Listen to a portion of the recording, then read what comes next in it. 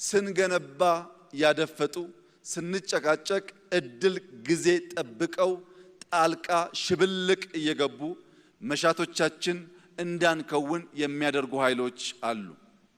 በዚህ የሽብልቅ ጉዞ በእኛ ስንፍና በነሱ ጊዜን በመጠቀም የሽብልቅ ጉዞ የጥንቱን ታሪክ ብንተው በቅርቡ ቀይ ባህርን ያጣንበት አጋጣሚ የዚህ እኩይ ታሪካዊ ክስተት አንዱ መገለጫ ነው። ሺህ ጽምዶ ቢሰለፍ ኢትዮጵያ ጉዞዋን አታቆምም።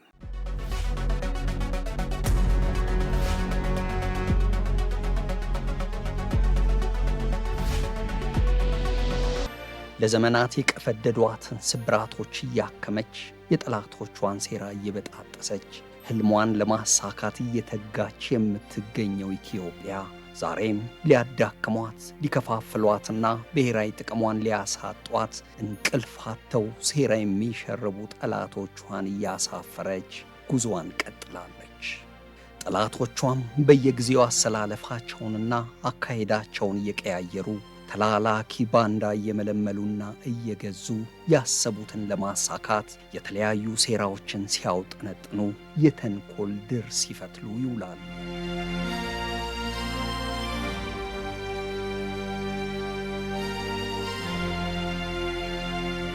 ትኩረት የሳበ ሆኗል። ኢትዮጵያ በአካባቢው ካሉ ሀገራት አንጻር በህዝብ ቁጥርና በኢኮኖሚ አቅም ግዙፍ ሀገር ናት። ለቀጠናው ሰላምና ልማት የመሪነት ሚና የምትወጣ ሀገር መሆኗም እንዲሁ። በአንጻሩ ግን ብሔራዊ ጥቅሟንና ደህንነቷን የሚጻረሩ እልፍ ተግባራት በታሪካዊ ጠላቶቿ ዕቅድ እየተመሩ በጡት ነካሽ ልጆቿ ተላላኪነት ለዘመናት ሲፈጸሙ ቆይተዋል። ይህም በሀገሪቱ ላይ ከፍተኛ ጉዳት አድርሷል። ነገር ግን ኢትዮጵያ በየዘመኑ ከተፈጠሩባት ችግሮች እየተነሳች የተቀናቃኞቿን ሴራ እያከሸፈች በጽናት መቀጠሏ ሕያው ሐቅ ነው። የነዚህ የላኪና ተላላኪ የውስጥና የውጭ የጥፋት ጥምር ኃይሎች ያልተቀደሰ ጋብቻ አሁን በአዲስ መልኩ በጽምዶ ስም ብቅ ብሏል። የተዳከመችና አቅም አልባ ኢትዮጵያን ለመፍጠር የተሰባሰበው ይህ እኩይ ቡድን አዛዡ ማን ነው? ተላላኪውስ ማን ነው? የጥምረቱ ዓላማስ ምንድን ነው? ይህንን ከታሪካዊ ክስተቶች ከተጨባጭ እውነታ አንጻር እንመለከታለን።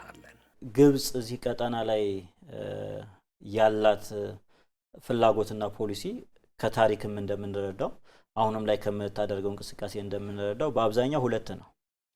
አንደኛ ከአባይ ሸለቆ ልማት ጋር የተገናኘ ነው። በፊት ላይ ስትከተል የነበረው ፖሊሲ በተለይ መካከለኛው ዘመን ላይ ባንድም ይሁን በሌላ ኢትዮጵያ ወንዙን ልትጠቀም ማትችልባቸውን ሁኔታዎች የማድረግ ነበረ። የተረጋጋች የበለጸገችና የማትበገር ኢትዮጵያን ማየት እንቅልፍ ከሚነሳቸው ታሪካዊ ጠላቶች መካከል የግብጽ ገዢ መደብ ዋነኛው ነው። ይህ የግብጽ ገዢ መደብ በየዘመኑ ኢትዮጵያ የተፈጥሮ ሀብቷን አልምታ እንዳትጠቀም፣ ሰላምና አንድነቷን እንዳታስጠብቅ ሴራ እያቀደ ባንዳ እየመለመለና እየደገፈ የጥፋት ዓላማውን ለማሳካት ያልሞከረው የተንኮል ድር ያልፈነቀለው ድንጋይ አልነበረም። ሆኖም ጠላትን ማንበርከክ በሚያውቁ ጀግኖች ልጆቿ አማካይነት ኢትዮጵያ ይህንን ኃይል ብዙ ጊዜ ሞክሮ ሽንፈት አከናንባ አሳፍረዋለች፣ ማቅም አልብሰዋለች። በ1860ዎቹ መጨረሻ ቀይ ባህርንና አባይን በኃይል ለመቆጣጠር የሞከረው የግብፅ መሪ ኬዲቭ እስማኤል ፓሻ የላከው ጦር በጉንደንትና ጉርአ በኢትዮጵያ ጀግኖች የደረሰበትን ቅስም ሰባሪ ሽንፈት ተከናንቦ መመለሱን መቼም ታሪክ አይዘነጋውም። በአብዛኛው ፖሊሲያቸው የሚያተኩረው ከዲቭ እስማኤል ፓሻ ላይ ጉንዲትና ጉርአ ላይ የአባይን ምንጭ መቆጣጠር በወታደራዊ ዘመቻ ወይም በወታደራዊ ኃይል ስላልተቻለ ከዛ በኋላ ያለው ፖሊሲያቸው ተቀይሯል። ስለዚህ ከጉንዲትና ጉራ በኋላ ያለው ፖሊሲያቸው የአባይን ምንጭ መቆጣጠር ሳይሆን ኢትዮጵያ የአባይ ሸለቆን ማታለማበት አስቻይ ሁኔታ እንዳይኖር ማድረግ ትልቁ ፖሊሲ ነው።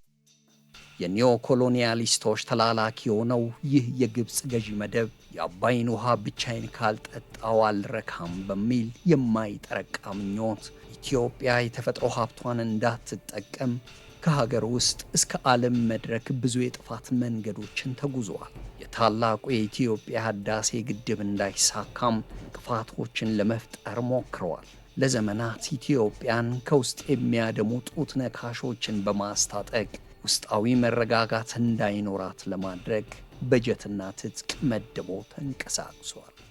ከበባው አቴምቱ እና የኛ እንግዲህ ዲክሌር ስናደርግ በተለይ ትኩረታቸው ምንድነው የፕሮክሲ ሆነው ለግብፅ የሚሰሩትን በገንዘብ እየተገዙ ለነሱ የሚሰሩትን እና እነሱ የሚያመጡት ጠንቅ ነው። እንግዲህ አሁን ይሄ በየሳምንቱ ነው ሊብሬሽን ፍሮንት ተብሎ እየተፈጠረ ጠመንጃ ይዞ ብዙ ትርምስ የሚያመጣ ትልቅ ሮል የምትጫወት ግብፅ ናት። ይህንን ሰፈር ለማናጋት ኢትዮጵያ በሸለቆን ልማት እንዳታለማ ማድረግ ማለት በሌላ አገላለጽ የተረጋጋ መንግስት ወይም ደግሞ የተረጋጋ ሀገር እንዳይኖር ማድረግ ነው።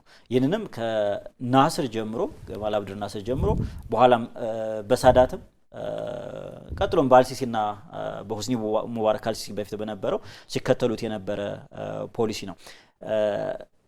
ይሄ አንደኛው ቋሚ ፖሊሲያቸው ነው። አባይ ሸለቆ ላይ በተመለከተ ኢትዮጵያ እንዳታለማ አስቻይ ሁኔታዎች አለመፍጠር።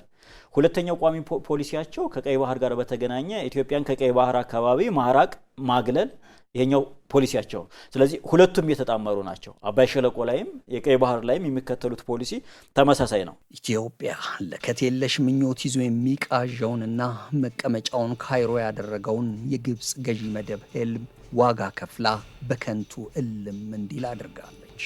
በታላቁ ወንዛችን በአባይ ላይ የተገነባው ታላቁ የኢትዮጵያ ህዳሴ ግድብ በመደመር መንግስት አመራርና በህዝብ ጠንካራ ተሳትፎ በድል መጠናቀቁ የግብፅን ገዢ መደብ እረፍት የነሳ ከመሆኑም በላይ ኢትዮጵያ ብሔራዊ ጥቅምና መሻቷን ከማሳካት የሚያቆማት ኃይል እንደሌለ ያሳየ ሆኗል። ኢትዮጵያ አሁን ከህዳሴ ወደ ሌላኛው ብሔራዊ መሻቷ ፊቷን አዙራለች፣ ወደ ቀይ ባህር። ኢትዮጵያ ወደብ አልባ የሆነችው ላንድ ሎክድ የሆነችው በግብፅ ሴራ ነው፣ ከግብፅ ሴራ ነው። ምክንያቱም በዛ አካባቢ አሁን ያው ትልቁ የኛ ናሽናል ብሔራዊ ሙግት እሱ ላይ ነው አሁን እያተኮረ ያለው እና ላንድ ሎክድ ከሆነች በኋላ አቅሟ የበለጠ እያነስ። ምክንያቱም አንተ ለባህር አክሰስ ከሌለ ልታደግ አትችልም። እንደኛ እኮ በዓለም ላይ የታወቀ ፓወር የነበር ነው ቀይ ባህርን የገልፍን ሰርጥ እና ቀይ ውቅያኖስ ህንድ ውቅያኖስን በደንብ መቆጣጠር በቻልንበት ጊዜ ነው። ውሃው የኛ አካል በሆነበት ጊዜ ነው። ይሄ ውሃው የኛ አካል ያልሆነበት አሁን ነው። 30 ዓመትም አይሞላውም። ግብፅ ግን አሁንም የለማችና ያደገች ኢትዮጵያ እንዳትኖር ከብሔራዊ ጥቅማችንና መሻታችን በተቃራኒ ቆማ በአፍሪካ ቀንድ ቀጠና ሀገራቸውን የጦርነት የሽብርና የኮንትሮባንድ መናኸሪያ ያደረጉ አምባገነንና ደካማ አገዛዞችን በማሰባሰብ እኩይ ድሯን ማድራት ቀጥላለች። ያረገዘችው ክፋት ቢጨነግፍም ሌላ እየጸነሰች ጽምዶን ብትችል ኢትዮጵያን ማዳከሚያ ቀጠናውን የማተራመሻ መሳሪያ እንዲሆን አድርጋ ፈጥራለች። የአስመራው ጸረ ልማትና ጸረ ዲሞክራሲ አገዛዝ ሻዕቢያ በኪራይ አውሮፕላን ከካይሮ ተቀብሎ የሚመጣውን የጥፋት ወጥመድ ለመፈጸም ደግሞ ከውጪ ሱዳንን እያፈራረሰ ያለው ኃይል፣ ከውስጥ ደግሞ ከሃዲው ህወሓትና ጀሌዎቹ ከንቱ ህልመኞች ሆነው ብቅ ብለዋል። ኢትዮጵያ በታሪኳ ካላት ነጻነት ካላት የተፈጥሮ ሀብት ካላት ይሄ ጂኦፖለቲካል ቫልዩ የተነሳ ብዙ ጊዜ እንዲህ አይነት ነገሮች ያጋጥሟታል። እንግዲህ አድዋም የመጣው እኮ ከዛም በፊት በጽምዶ እኮ የመጣ ነበር የግብፅ ጦር አይደለ? የግብፅ ሁሉም እንግዲህ ግብፅ በሁሉም ተገዝቷል ማለት ነው። በአምስት ሀገር ሲገዛ ከጀርባ ሆኖ የኢትዮጵያን አባይን ለመቆጣጠር የኢትዮጵያን ተፈጥሮ ሀብት ለመቆጣጠር ያልመጡበት ጊዜ የለም። ለብቻቸው አልመጡም። ሲመጡም ጽምዶ እየሆኑ ነው የመጣው። ጣሊያንም ሲመጣ እንደምታውቀው እንደ ጽምዶ ሆኖ ነው የመጣው። ቱርኮችም ሌሎቹን ከዛ በፊት የነበሩት ነገሮች በሙሉ ይሄ ጽምዶ አዲስ አይደለም። ውስጥም ያለው ቡድን አለ፣ ውጭ ያለው ቡድን አለ። አሁን ያሁኑ ጽምዶ ለየት የሚያደርገው አሁን የሚያታልልበት መንፈስ የለውም። ለምሳሌ ቀደም ሲል በማታለልና በማጨበርበር የባህር ወደብ እንድታጣ ተደርጋለች ኢትዮጵያ። ያ ቀደም ሲል በጽምዶ ተይዞ ኢትዮጵያ ውሃዎቿን በተለይ አባይን እንዳትጠቀም ተደርጋ ነበር። እንግዲህ ትንሽዬ ብድር እንኳን የቴክኒክ ድጋፍ እንኳን እንዳታገኝ ማለት ነው። ጸረ ኢትዮጵያ አላይንስ ተፈጥሮ ነበር አስመራ ላይ የግብፁ የኤርትራው እና የሶማሊያው ሶስቱ እንደ ብለው በቃ ትልቅ እጅ ለእጅ ተያይዘው ምንም ሌላ ዓላማ የለውም። ያው እነሱ አይሉትም እንጂ ጸረ ኢትዮጵያ ጸረ ለቀይ ባህርም አክሰስ እንዳይኖራት ግድቡንም እንዳትጨርስ ብዙ እንትን ያለው አሁን ግን የከሸፈ አላይንስ ነው፣ የከሸፈ ህብረት ነው። ለዚህ ትልቅ ሮል የተጫወቱት ዲፕሎማሲ ነው።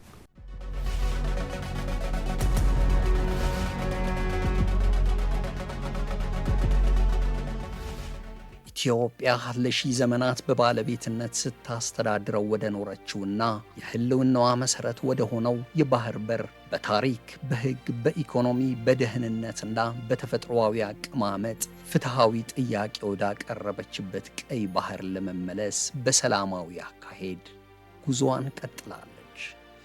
ይህ የኢትዮጵያ ስትራቴጂካዊና የብሔራዊ ጥቅም መሻት ሲሳካ የካይሮውን አገዛዝ የሴራ ወጥመድ የሚሰባብር የቀጠናውን ሰላምና መረጋጋት የሚያረጋግጥ አካባቢውን ከትርምስ ወደ ልማት ኮሪደር የሚያሸጋግር ነው።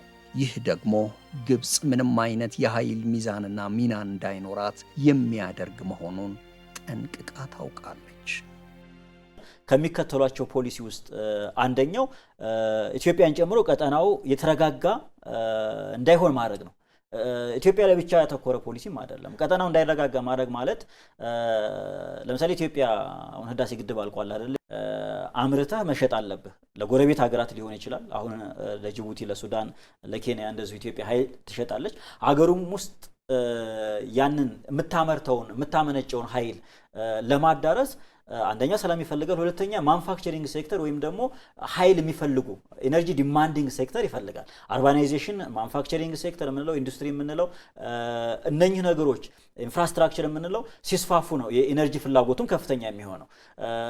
ቀጠናው ደግሞ የሚተራመስ ከሆነ አንደኛ የአርባናይዜሽን ማኑፋክቸሪንግ ሴክተር በጣም ኤነርጂ ዲማንዲንግ ሴክተር በጣም ኃይል የሚፈልጉ ከፍተኛ የኃይል ፍላጎት ያላቸው ሴክተሮች እዚህ ቀጠና ላይ አይኖሩም ማለት ነው። ስለዚህ በአንድም በሌላም አምርተህ ቀጠናው ላይ መሸጥ የማትችልባቸው ሁኔታዎች ይኖራሉ ማለት ነው። ናይል ኢኒሼቲቭ 10 ዓመት በላይ ፈጀው ውይይት ብዙ ቁም ነገሮች አስጨብጦ ነበረ። ከዛ ደግሞ ማዕቀፉ ፍሬምወርኩም ተዘጋጅቶ ነበረ። በዛ ሂደት ላይ መጨረሻ ላይ ግብጾችና ሱዳኖች አንገራገሩ። የለመዱትን ላለማጣት የለመዱትን በላይ ማግኘት ፈለጉ። በጣም ስስታም ሆኑ፣ በጣም ግሪዲ የሆኑ ግብጾች። በዚህ ሂደት ለማንም የሚጠቅም አይነት አይሆንም። 13 ዓመት ፈጅቶ ናይል ቤዝን ሴክሬታሪያት እንቴቤ ያለው 2010 ላይ ተቀመጠ ያ ዶክመንት እና መፈረም ጀመሩ። እንግዲህ ሀገሮች ያው ከፍተኛ የሆነ የግብጽ ግፊትም ቢኖር ያንን በጥሰው የፈረሙ ሀገሮች 1 2 እያለ ኢትዮጵያ፣ ኡጋንዳ እያለ እንደዚህ እያለ እየቀጠለ በ2014 ስንት ዓመት ማለት ነው? 14 ዓመት ማለት ነው። እንትኑን ለማግኘት ኮረም ለማግኘት ምንድነው 50+1 ለማግኘት 50+1 ለማግኘት 14 ዓመት ነው የፈጀው። ግብፅ በተሳሳተ የጂኦፖለቲካ ስሌት ኢትዮጵያ ከባህር በር ተገላ የጂኦግራፊ እስረኛ ሆና እንድትኖር ያላትን ሁሉ አቅም በማሰባሰብ ከበባ በሚመስል ሁኔታ ስታንዣብብ ትውላለች።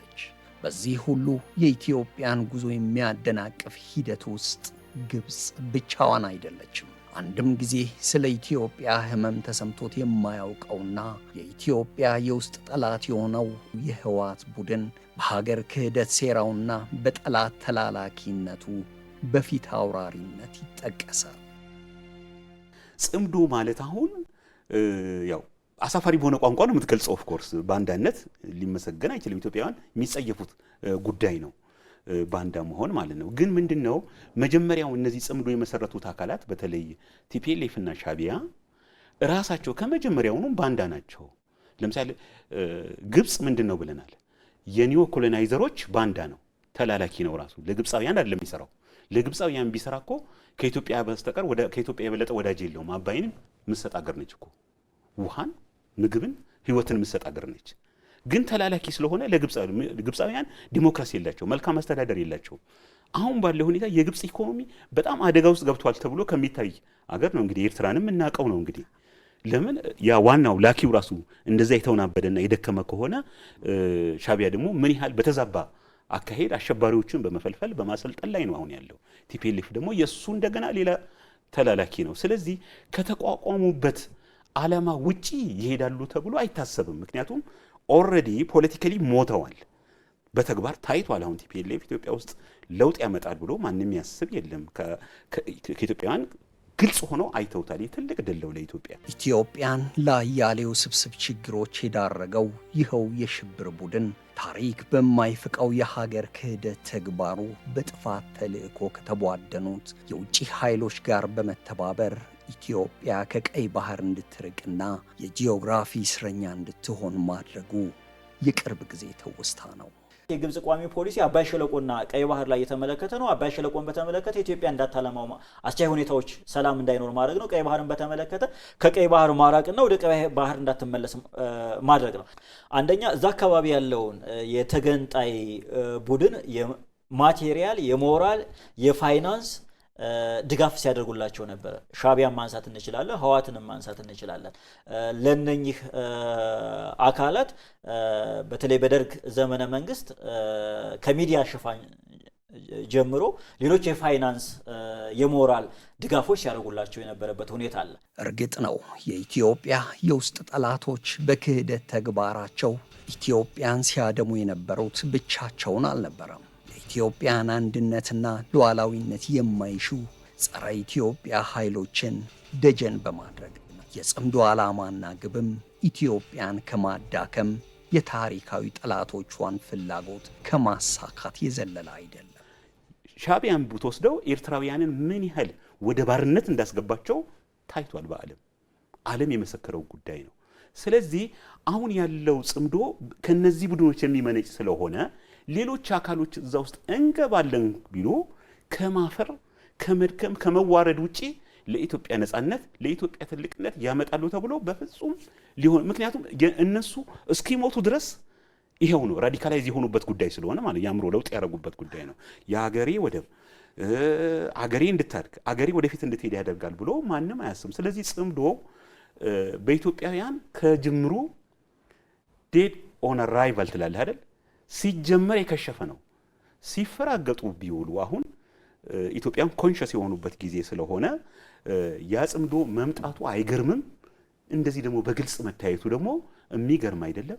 ዛሬ ብቻ አይደለም፣ ነገም ሊኖር ይችላል። ኢትዮጵያ ጥንካሬዋ እያደገ በሚሄድ ወቅት የጽምዶቹ ደግሞ የመስከር ሁኔታም ሊጨምር ይችላል።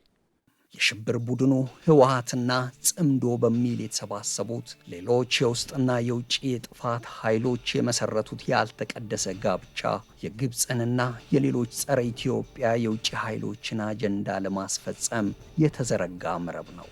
ይህ የጥምረት ኃይል ኢትዮጵያ ውስጥ ሰላምና መረጋጋት እንዳይኖርና ጂኦፖለቲካዊ ፍላጎቶቿን እንዳታሳካ በሚደረገው የጠላት ሴራ ውስጥ ጦርነት ናፋቂው ህወሓትና ጀሌዎቹ ጭምር ዋና ተሳታፊዎች መሆናቸው እንደ ሀገር ያማል። ሆኖም ሺህ ጠላት ቢሰባሰብ የኢትዮጵያ አቅምና የህዝቧ አንድነት ከዚህ በላይ ነው። የኢትዮጵያ ወደ ቀይ ባህር መመለስ ወንዙም ላይ ቀጠናውም ላይ የሚፈጥረው ተጽዕኖ ይኖራል። አንደኛ ኢትዮጵያን እዛ አካባቢ ላይ ተዋናኝ ያደርጋታል። ፓወር ፕሮጀክት ማድረግ ትችላለች። ይሄ ወንዙ ላይ የምታለማውንም ልማት አዎንታዊ በሆነ መንገድ ይደግፈዋል።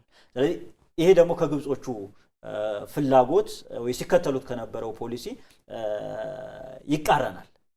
እነዚህ የጥፋት ኃይሎች ኢትዮጵያን የትርምስ ማዕከል በማድረግ የሀገር አንድነቷና ሉዓላዊነቷ እንዲላላ የብልጽግና ጉዞዋ እንዲደናቀፍና አቅም አልባ ሀገር እንድትሆን የሚያደርጉት ሙከራ በፍጹም የማይሳካ የቁም ቅዠት ነው።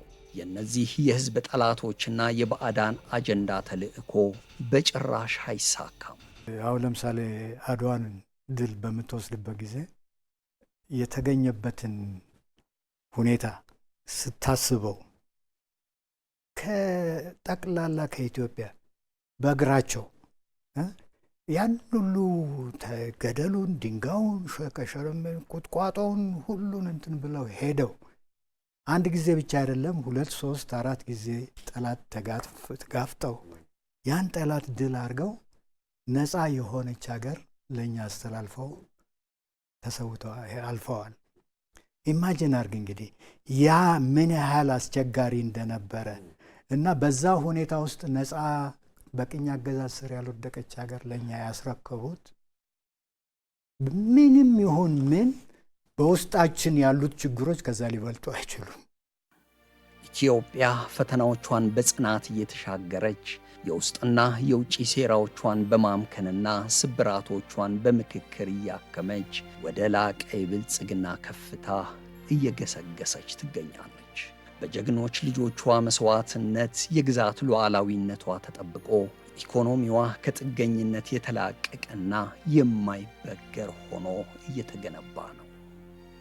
የታላቁ ሕዳሴ ግድብ ድሏን ለሌሎች ብሔራዊ መሻቶቿ ማስፈንጠሪያ በማድረግ የቀይ ባህር ስትራቴጂክ ፍላጎቷን እውን ለማድረግ የጸና አቋም ይዛ እየሰራች ሲሆን በጋራ ጥቅም ላይ ተመስርታ ለሀገራዊ ጥቅምና ሉዓላዊነት በመቆም አፍሪካዊ ተምሳሌትነቷን በማጽናት ላይ ትገኛለች።